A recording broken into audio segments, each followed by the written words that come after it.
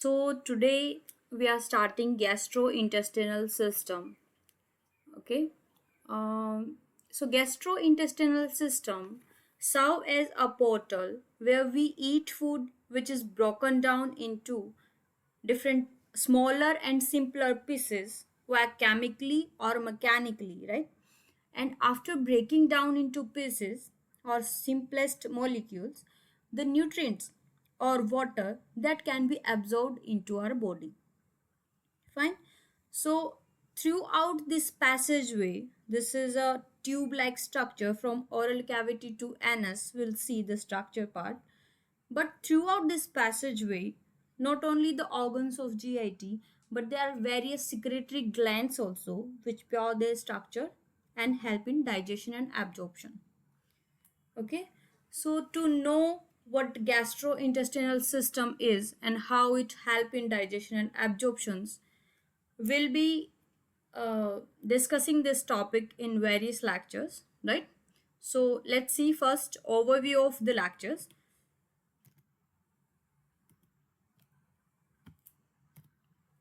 Okay, so so in some videos we'll see how the gastrointestinal system is helping us in digestion and absorption, and the topic will be divided in these lectures. So in first video, in today's video, we'll be seeing structure and function overview only, right? And then we'll see further lectures: gastric secretion, liver and pancreas, how they play a role in digestion, and some motility patterns in GIT, because obviously that is most important, how the food is propelled toward anus and the waste products are removed, right? And most important, digestion and absorption of different molecules, right? So in this video, we'll see structure and function only. Okay, so let's start. So gastrointestinal system. This is a tube-like structure from mouth till anus. Okay. So first of all, let's see the structure part of GIT. Although this is called gastrointestinal system, but it's not only stomach and intestine which is the part of GIT. It's the from mouth till anus. Okay.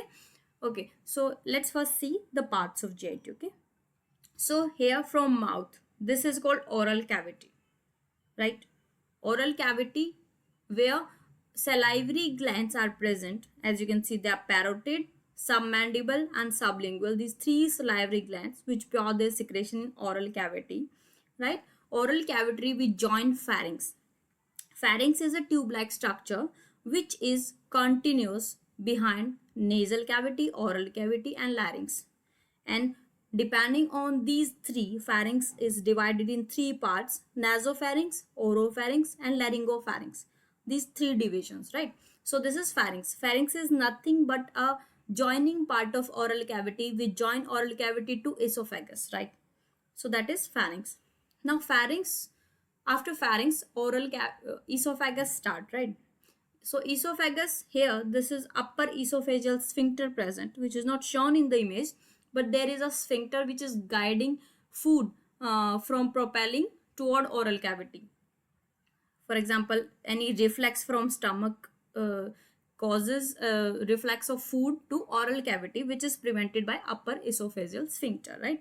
There is an lower esophageal sphincter also, okay, which is also guarding the food in stomach, but upper and lower esophageal sphincter. So this is the esophagus part from upper to lower. Then stomach start. So this cavity like structure is stomach. Okay, we'll see stomach in detail part, but just overview. So upper part is fundus, then body and then pylorus. So these three part of stomach. Then after stomach, intestine starts. Intestine have basically intestine of two parts: small intestine and large intestine. As you can see, there is a cavity which is having narrow lumen and a tube which is having large wide lumen, which is large intestine. Fine. If it is small intestine, so after pylorus, a C-shaped structure, this is called small intestine, but the name is duodenum. So small intestine divided in three parts: duodenum, jejunum, and ileum. Okay, you can see this clearly in this image, that this C-shaped structure is ending here. Okay, this is duodenum. Okay, the middle part is jejunum, and the part joining the large intestine is ileum. Okay, so small intestine divided in three parts: duodenum, jejunum, and ileum. The ileum join the large intestine, and this is called cecal wall, ileocecal wall. Okay, which join the ascending colon. Now this is called colon. So large intestine is also called as colon. Now the colon which is going upward ascending, that is called ascending colon. The colon which is traveling to lateral side, this is called transverse colon. And descending colon which is going downward, this is descending colon. Now descending colon also have a S-shaped curve here. This is called sigmoid colon, this one.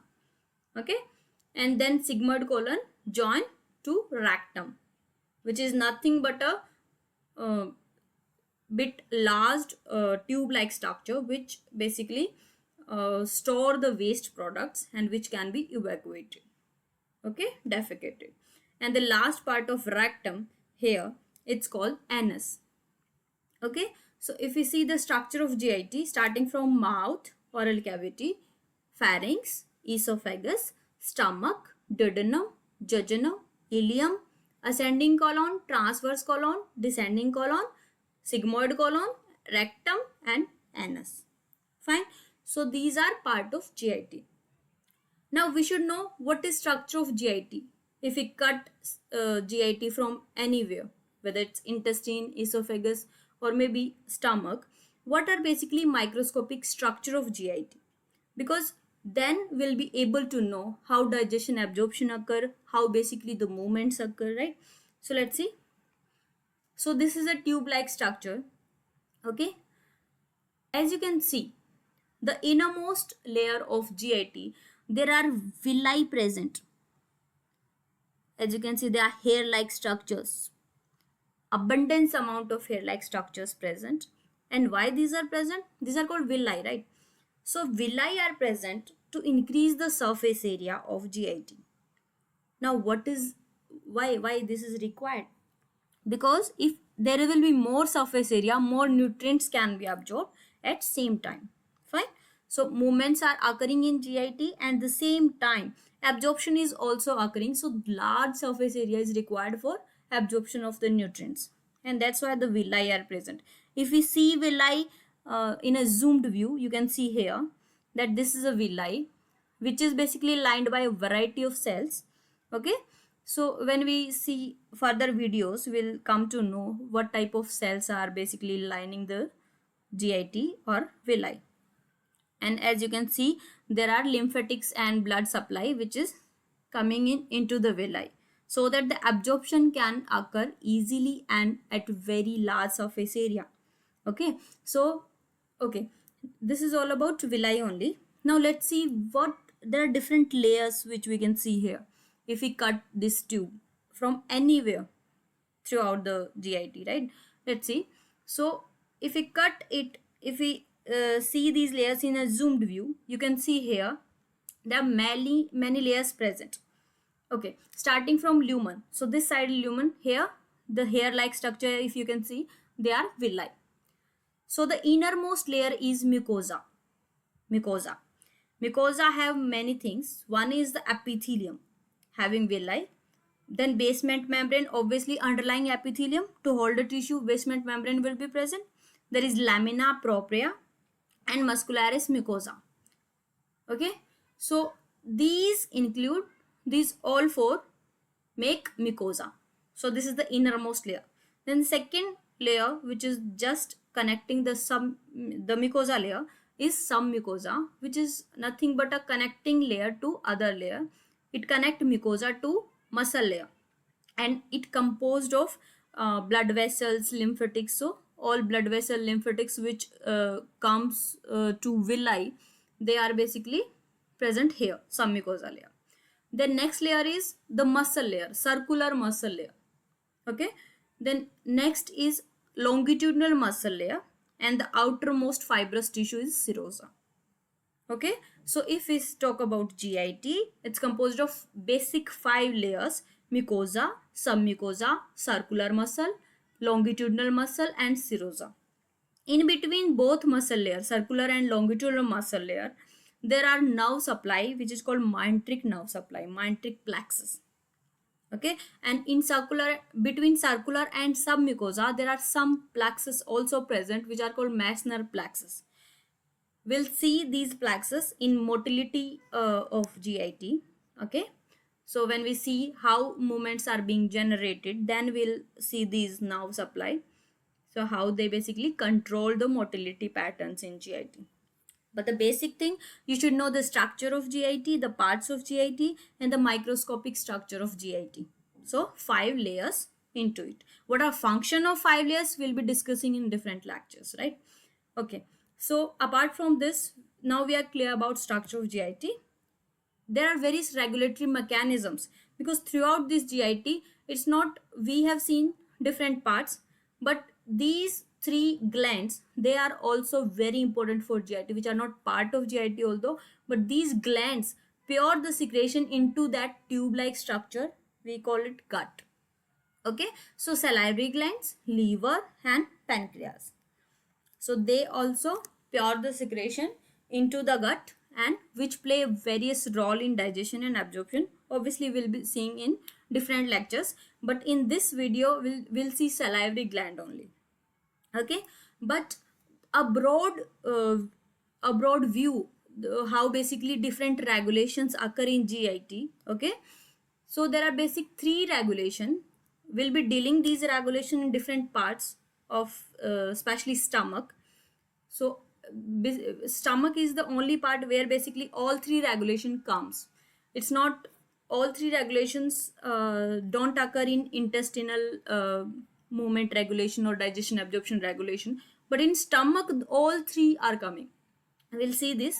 So basically the regulatory mechanism are of 3 type: endocrine, neurocrine, and paracrine. Endocrine regulation is when any gland or any cell, it secretes some substance into blood, and the blood, via blood, it circulate to some target tissue and act on that tissue as some receptors and act accordingly, whatever function it have. Okay. So this is endocrine. So via blood it go to target tissue, that is endocrine. There is neural regulation also. So neural regulation means there are nerve ending present in GIT which are stimulated via any chemical or food eaten by us.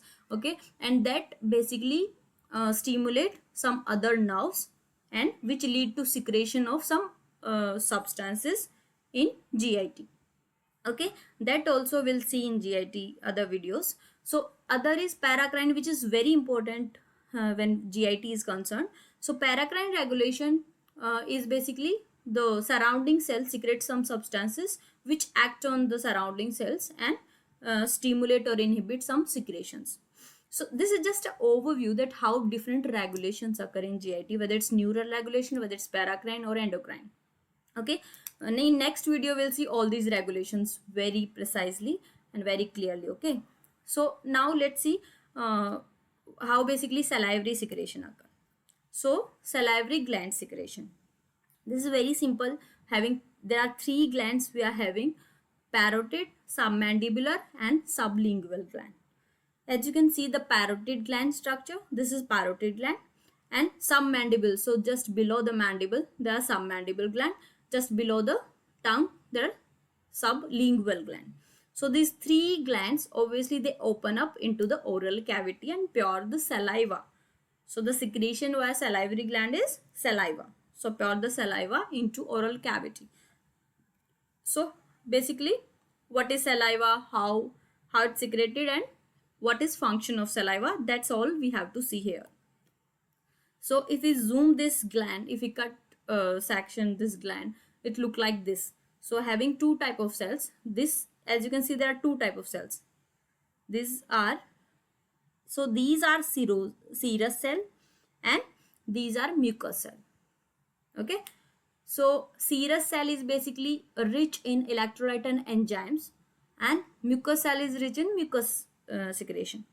So both type of discharge combine here, and it comes into the tubal structure in duct.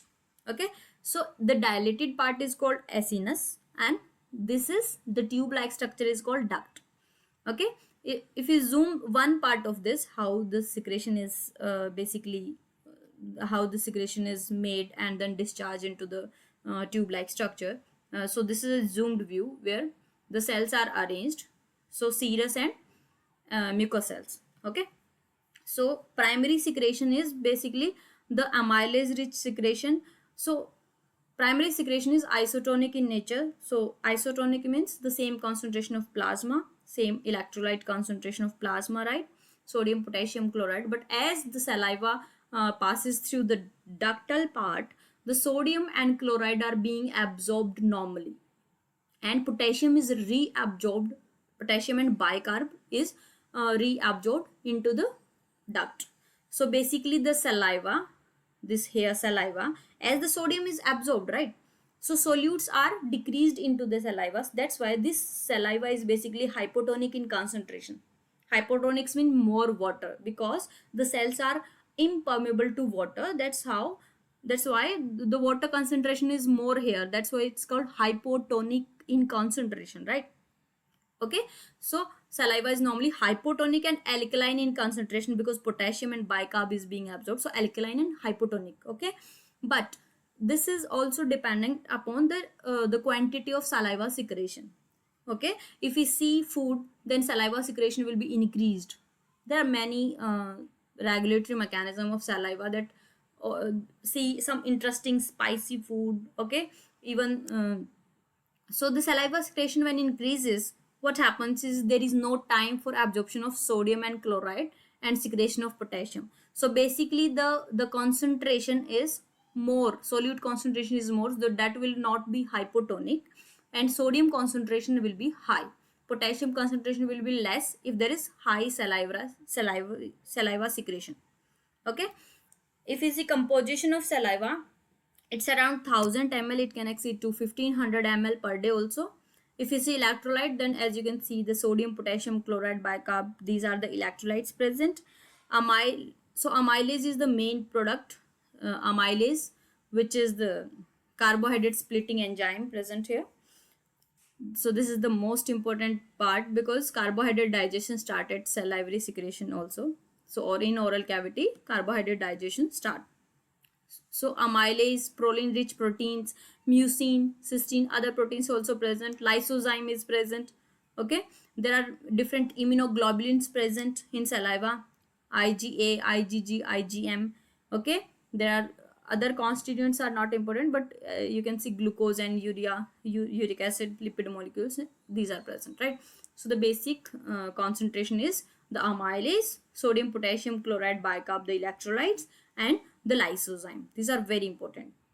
If you see function of saliva, then obviously because of amylase, it initiate digestion in oral cavity only.